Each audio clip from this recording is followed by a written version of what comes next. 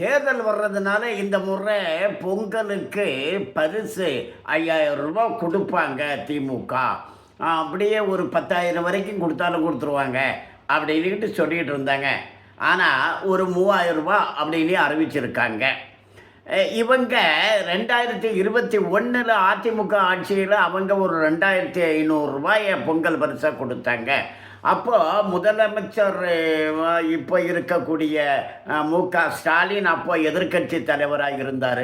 அப்போ அவர் என்ன சொன்னாருன்னா, இந்த தமிழக அரசு 2500 ரூபா கொடுக்குறாங்களே, கூட ஒரு 1500 ரூபாயை போட்டு ஒரு 5000 ரூபாயா கொடுத்துருக்கலாமே அப்படின்னாரு. அவர் படித்த படிப்பு அவ்வளவுதான்.